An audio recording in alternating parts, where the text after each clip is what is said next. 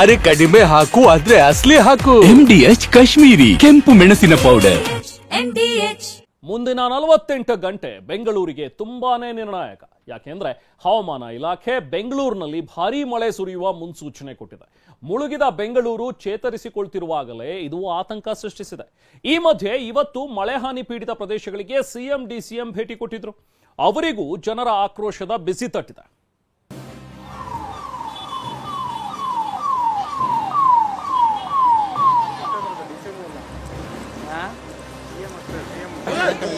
ಹತ್ತು ವರ್ಷದಿಂದ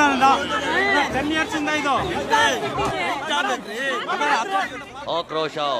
ಸಿಎಂ ಸಿದ್ದರಾಮಯ್ಯ ಮುಂದೆಯೇ ಜನರ ಆಕ್ರೋಶದ ಕಟ್ಟೆ ಒಡೆದಿತ್ತು.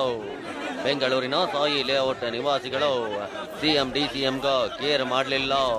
ಯಾರಂದ್ರೆ ಯಾರನ್ನು ನೋಡದೆ ಗರಂ ಆಗಿದ್ರು. ಈ ಕೋಪಕ್ಕೆ ಕಾರಣ ಇವರು ಅನುಭವಿಸುತ್ತಿರೋ ನರಕ ಯಾತನೆ.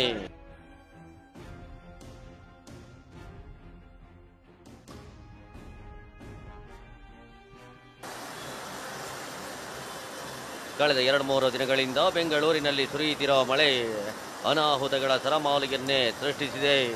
ನಿನ್ನೆ ಸಾಧನಾ ಸಮಾವೇಶದಲ್ಲಿ ಬ್ಯುಸಿಯಾಗಿದ್ದ ಸಿಎಂ ಸಿದ್ದರಾಮಯ್ಯ ಇಂದು ಡಿಸಿಎಂ ಮತ್ತು ಸಚಿವರನ್ನ ಸೇರಿಸಿಕೊಂಡು ಬೆಂಗಳೂರಿನಲ್ಲಿ ರೌಂಡ್ಸ್ ಹಾಕಿದ್ರು. ಮಳೆ ಹಾನಿ ಪ್ರದೇಶಗಳಲ್ಲಿ ಪರಿಶೀಲನೆ ನಡೆಸಿದ್ರು. Nagavara, HBR layout, Sai layout, Hennur, Vaddarapalya ಮುಖ್ಯ ರಸ್ತೆ, Panathur railway bridge, silk board ಸೇರಿದಂತೆ ಹಲವೆಡೆ ಪರಿಶೀಲನೆ ನಡೆಸಿದ್ರು.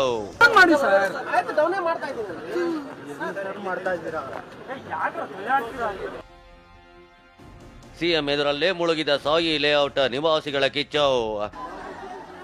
ವಿಷಯ ಅಂದ್ರೆ ನಾಗವಾರದ ಬಳಿಕ ಸಾಯಿ ಲೇಔಟ್ಗೆ ಸಿಎಂ ಮತ್ತು ತಂಡ ಎಂಟ್ರಿ ಕೊಟ್ಟಿತ್ತು. ಬಸ್ಸಿಂದ ಇಳಿದು ಬರುವಷ್ಟರಲ್ಲೇ ಸೇರಿದ್ದ ಜನ ರೊಚ್ಚಿಗೆದ್ದಿದ್ರು. ಸಿಎಂ ಡಿಸಿಎಂ ಸಚಿವರನ್ನ ಸುತ್ತುವರೆದು ಆಕ್ರೋಶಭರಿತವಾಗಿ ತಮ್ಮ ಸಮಸ್ಯೆ ಹೇಳಿಕೊಂಡ್ರು. 10 ವರ್ಷದಿಂದ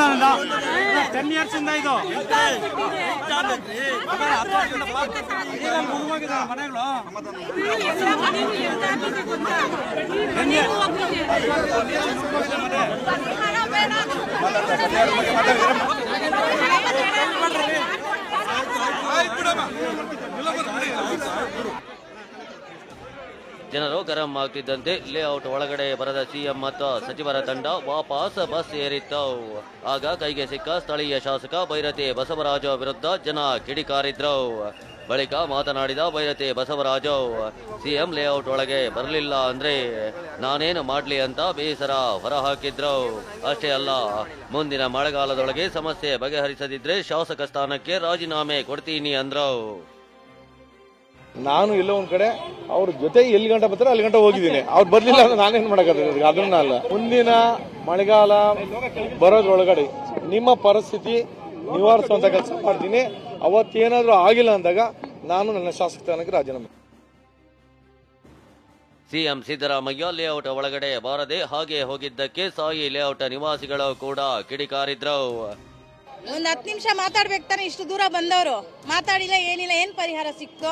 ನೋಡಿ, ಮಗುನ ಇಟ್ಕೊಂಡಿದ್ದೀನಿ, ಇನ್ನೊಂದ್ ಮಗು ಅಲ್ಲಿ ಹುಷಾರಿಲ್ದೆ ಮಲ್ಗೈತೆ, ಊಟ ಕೊಟ್ಟಿಲ್ಲ ಇನ್ನ ಬೆಳಗ್ಗೆಯಿಂದ. ನಮ್ಗೆ ಇರಕ್ ಒಂದ್ ಜಾಗ ಇಲ್ಲ ಇವಾಗ ಮಲ್ಗಕ್ಕೆ.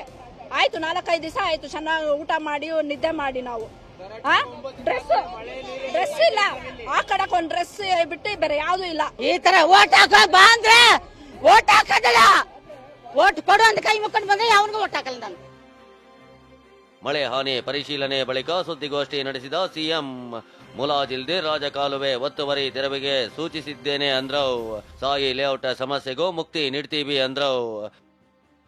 ಸಾಯಿ ಲೇಔಟ್ ಹೋಗಿದ್ದೆ, ಅದೇನಾಗಿದೆ ತಗ್ಗು ಪ್ರದೇಶದಲ್ಲಿದೆ ಜಾಗ, ಹಾಗಾಗಿ ನೀರು ಸರಾಗವಾಗಿ ಹರಿತಾ ಇಲ್ಲ. ಸೊ ನಾನು ಸೂಚನೆ ಕೊಟ್ಟಿದ್ದೀನಿ, ವಿಂಡ್ಸ್ ಇದೆಯಲ್ಲ ಅದನ್ನ ಅಗಲ ಮಾಡಿ ಅಂತ ಸೂಚನೆ ಕೊಟ್ಟಿದ್ದೀನಿ. ಮತ್ತೆ ಎಲ್ಲೆಲ್ಲಿ ಒತ್ತುವರಿ ಆಗಿದೆ ಅವೆಲ್ಲರೂ ಕೂಡ ಮುಲಾಜಿಲ್ದೆ ತೆಗೆದಾಕಿ ಅಂತ ಹೇಳಿ, ಎಷ್ಟೇ ಪ್ರಭಾವಿಗಳಿರ್ಲಿ ಯಾರೇ ಇರಲಿ ಅದನ್ನ ಒತ್ತುವರಿನ ಬಿಡಿಸ್ತಕ್ಕಂಥ ಕೆಲಸ ಮಾಡಬೇಕು. ಕೆಸರಿನಲ್ಲಿ ಜನರ ಒದ್ದಾಟ, ರೆಡ್ ಕಾರ್ಪೆಟ್ ರಾದ್ದಾಂತ.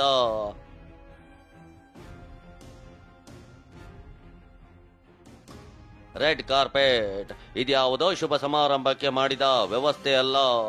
ನಮ್ಮ ಬುದ್ಧಿಗೇಡಿ ಬಿಬಿಎಂಪಿ ಅಧಿಕಾರಿಗಳ ಒಣ ಶೋಕಿ. ಸಿಎಂ ಡಿಸಿಎಂ ಮಳೆ ಹಾನಿ ಪ್ರದೇಶಕ್ಕೆ ವಿಸಿಟ್ಗೆ ಬರ್ತಾರೆ ಅಂತ ಪಾಲಿಕೆ ಅಧಿಕಾರಿಗಳು HBR ಲೇಔಟ್ನಲ್ಲಿ ಗಬ್ಬು ನಾರ್ತಿದ್ದ ರಾಜಕಾಲುವೆ ಪಕ್ಕದಲ್ಲಿ ವೇದಿಕೆ ರೆಡಿ ಮಾಡಿ ರೆಡ್ ಕಾರ್ಪೆಟ್ ಹಾಸಿದ್ರು. ಜನರು ಮುಳುಗಿದ ಮನೆಯಲ್ಲಿ ಒದ್ದಾಡ್ತಿದ್ರೆ ಈ ರೆಡ್ ಕಾರ್ಪೆಟ್ ಅಲ್ಲಿನ ನಿವಾಸಿಗಳನ್ನ ಕೆರಳಿಸಿತ್ತು. ನಮ್ಮ ಮನೆಯಲ್ಲಿ 3 ಅಡಿ ನೀರು ನಿಂತ್ಕೊಂಡು ಸಂತೋಷವಾಗಿದ್ದಾರೆ ಇವರು.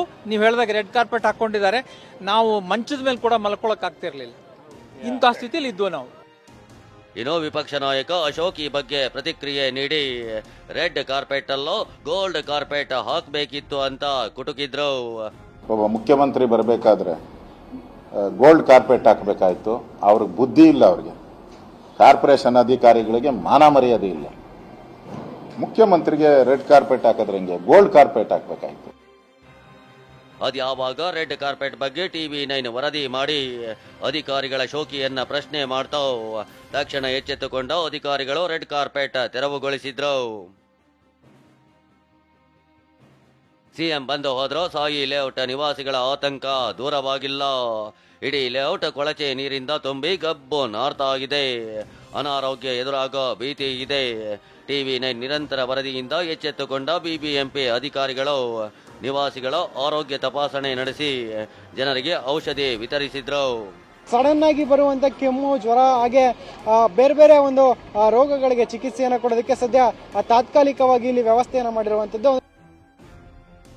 ಮಳೆ ಜೊತೆಗೆ ಬೆಂಗಳೂರಲ್ಲಿ ಬಲಿಗಾಗಿ ಕಾಯ್ತಿವೆ ಮರಗಳು. ಒಂದ್ ಕಡೆ ಮಳೆ ಜನರ ಪ್ರಾಣ ಹಿಂಟಾಗಿದ್ರೆ ಇತ್ತ ನಗರದಲ್ಲಿರೋ ಮರಗಳು ಕೂಡ ಯಮ ಸ್ವರೂಪಿಗಳಾಗಿವೆ. ಮಹಾಮಳೆಗೆ ಬುಡಮೇಲಾಗಿ ನೆಲಕ್ಕುರುಳುತ್ತಿವೆ. ಕೋರಮಂಗಲದಲ್ಲಿ ಮರ ಬಿದ್ದು ಬೈಕ್ನಲ್ಲಿ ತೆರಳುತ್ತಿದ್ದ ಮೂಡಲಗಿರಿ ಎಂಬಾತ ಮೃತಪಟ್ಟಿದ್ದಾನೆ. ಮಳೆಗೆ ರಾಜ್ಯದಲ್ಲಿ ಬಲಿಯಾದವರ ಸಂಖ್ಯೆ 7ಕ್ಕೆ ಏರಿಕೆಯಾಗಿದೆ. ಇನ್ನು ಹೊರಮಾವಿನಲ್ಲಿ 100 ವರ್ಷಕ್ಕೂ ಹಳೆಯದಾದ ಬೃಹತ್ ಅರಳಿ ಮರವೊಂದು ಬುಡ ಸಮೇತ ಉರುಳಿ ಬಿದ್ದಿರೋ ದೃಶ್ಯ ಸೆರೆಯಾಗಿದೆ. ಕಾರು ಬೈಕ್ಗಳು ಜಖಂ ಆಗಿದ್ದು ಅದೃಷ್ಟವಶಾತ್ ಯಾವುದೇ ಸಾವೋ ನೋವೋ ಸಂಭವಿಸಿಲ್ಲ. ಆನಂದರಾವ್ ಸರ್ಕಲ್ ಬಾಳೆಕುಂದ್ರಿ ಜಂಕ್ಷನ್ ಬಳಿಯೂ ಬೃಹತ್ ಮರವೊಂದು ನೆಲಕ್ಕುರುಳಿದೆ. ಸದಾಶಿವನಗರದಲ್ಲೂ ಎಐಸಿಸಿ ಅಧ್ಯಕ್ಷ ಮಲ್ಲಿಕಾರ್ಜುನ ಖರ್ಗೆ ನಿವಾಸದ ರಸ್ತೆಯಲ್ಲಿಯೇ ಮರ ಉರುಳಿ ಕಾರು ನಜ್ಜುಗುಜ್ಜಾಗಿದೆ. ಬೆಂಗಳೂರಿನಲ್ಲಿ ಮಳೆ ನಿಂತರೂ ಸಂಕಷ್ಟಗಳು ಮಾತ್ರ ನಿಲ್ತಿಲ್ಲ. ಯಾವಾಗ ಎಲ್ಲಿ ಅದ್ಯಾವ ಅನಾಹುತ ಆಗುತ್ತಾ ಅಂತ ಜನರು ಆತಂಕದಲ್ಲಿದ್ದಾರೆ. ಶಿವರಾಜ್ ಕುಮಾರ್, ಶಾಂತಮೂರ್ತಿ ಜೊತೆ ಸುನಿಲ್, TV9 ಬೆಂಗಳೂರು. MDH ನ ಕಿಚನ್ ಅಲ್ಲಿದ್ರೆ ನಾವು ಎಲ್ಲವನ್ನು ಮಾಡಬಹುದು. ಬೆಂಗನ್ ಕ ಬರ್ತಾ, ಆಲೂ ಗೋಬಿ, ಭಿಂಡಿ ಮಸಾಲಾ, ಇನ್ನೂ ಬಹಳಷ್ಟು.